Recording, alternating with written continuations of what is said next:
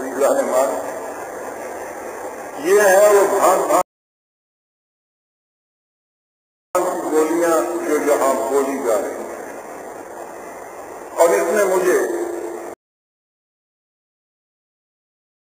اور انتہائی تعصب اور انت کے ساتھ میں بڑی ہی فکر سوزی اور دل سوزی کے ساتھ یہ بات کہتا ہوں کہ مجھے افسوس ہوا کہ دو قومی نظریے کے متعلق ہمارے صدر مملکت محترم بھٹو صاحب کا بھی ذہن صاف نہیں ہے۔ انہوں نے بھی پچھلے دنوں امریکن براڈ کاسٹنگ کارپوریشن کے نمائندے کو انٹرویو دیتے ہوئے یہ بات کہی کہ ہم اہل پاکستان اور اہل ہند 1947 تک ایک ہی قوم ہے۔ بنیادی غلط ہوگی ابھی جانے میں ابھی بتا کہ قائد اعظم نے کیا بتایا تھا کہ ہم کس دن سے دو قومیں کے ساتھ بہرحال دو قومی نظریے کے متعلق یہ بات ہوئی۔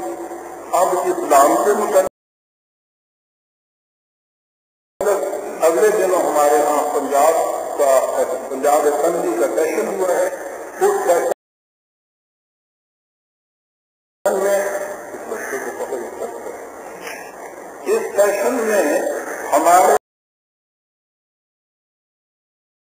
محترم وزیر تعلیم نے وزیر تعلیم کو آپ سمجھتے ہیں نا، ہمارے نوجوان ہماری نئی نسلیں وہ کن بنیادوں کے اوپر ان کی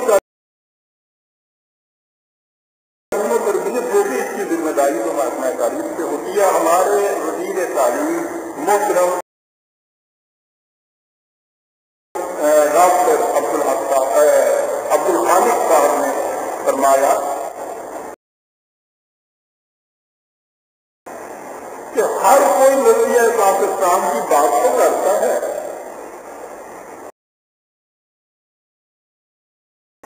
لیکن خود قائد اعظم نے نظریہ پاکستان کا ذکر کبھی نہیں کیا۔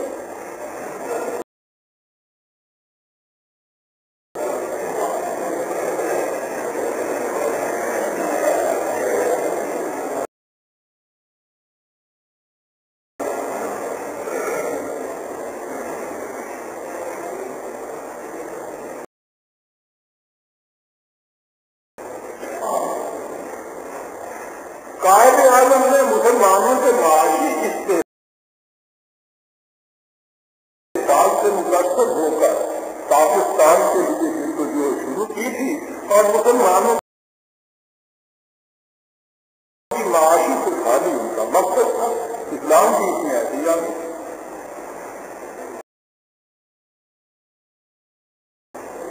حزب مخالف کے قائد رحمت اللہ افسر صاحب نے اس پر رائے احتجاج بلند کی تو غنیمت ہے قائد ایوان محترم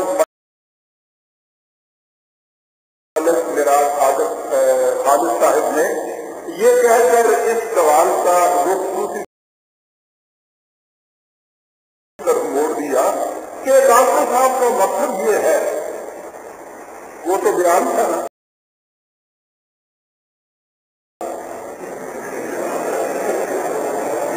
مقصد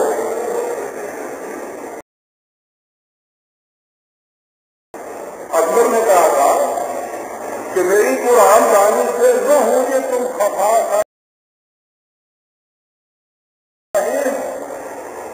میری قرآن دانی نہ ہوں گے تم خفا ہے، مجھے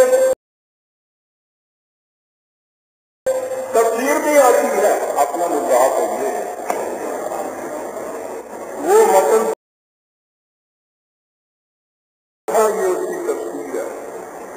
ڈاکٹر صاحب کا مقصد یہ ہے کہ قائد اعظم مسلمان ہونے کی حیثیت سے اور اسلام کو مقدم رکھ کر معاشی گزاری کی بات کرتے تھے۔ ان کے نظریات کی بنیاد اسلام تھا۔ انہوں نے کہا ڈاکٹر صاحب کے ان الفاظ کا یہ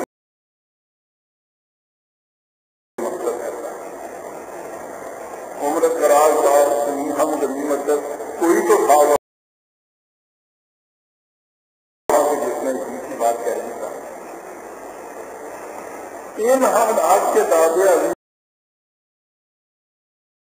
میں نے محسوس کیا کہ اس سال کی اس تقریب پر کم از کم اتنا تو بتا دیا جائے کہ قائد اعظم ان بعد میں کیا کہتے ہیں. صرف یہ مقصد ہے میرا.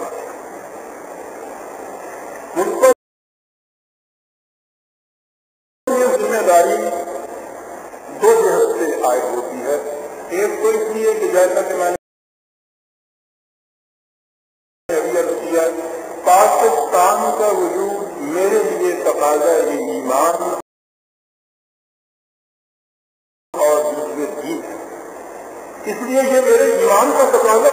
میں بتاؤں کہ پاکستان کی بنیاد ابھی کیا تھی اور یہ کیوں وجود میں آیا. اور دوسرے یہ کہ جیسا کہ میں نے عرض کیا مجھے قائد اعظم کے پاکستان کرتے 10 سال کی سعادت حاصل ہوئی. میں یہ سمجھتا ہوں کہ اگر کل روز قیامت انہوں نے مجھ سے یہ کہا کہ میرے خلاف یہ کچھ الزامات لگائے جاتے تھے, یہ اتہامات تراشے جاتے تھے, وہ کچھ کہا جاتا تھا جو میں نے کبھی نہیں کہا, جو میں نے کہا ہے کہا جاتا تھا کہ میں نے کبھی نہیں کہا تھا. میں تو وہاں موجود نہیں تھا کہ اپنی ڈیفینس کر سکتا, اپنی مدافعت پیش کر سکتا. تم تو وہاں موجود تھے, تمہیں ذاتی طور پر بھی اس کا علم تھا, تو تم سے اتنا بھی نہ ہو سکتا کہ کم از کم اصلی حال جو ہے, حقیقت حال وہ قوم کے سامنے رکھ دو اور بتا دوں کہ قائد اعظم نے کیا کہا تھا. تو میں سمجھتا ہوں کہ وہ مجھ سے یہ سوال کرنے میں حق سے جانب ہوں گے اور مجھے اس کا جواب دینا ہوگا. عزیز من, یہ وہ میری ذمہ داری ہے جس کے لیے میں آج آپ احباب کے سامنے یہ بتانے کے لیے حاضر ہوا ہوں کہ قائد اعظم نے اس بات میں کیا کہا. میں جانتا ہوں کہ مجھ سے جیسے کئی احباب بزرگ پاکستان میں موجود ہیں کہ جو انہی مسائل کے متعلق قائد اعظم کے خیالات اور نظریات کو بہتر انداز سے بیان کرتے, لیکن میرا اس کا کیا علاج کہ ان لوگوں نے جو کچھ کہا ہے وہ ان سے بھی بدتر ہے جن کی مثالیں میں نے آپ کو دی. آپ کو یاد ہوگا کہ 2 سال ٹیلی ویژن والوں نے یہ انتظام کیا تھا کہ جن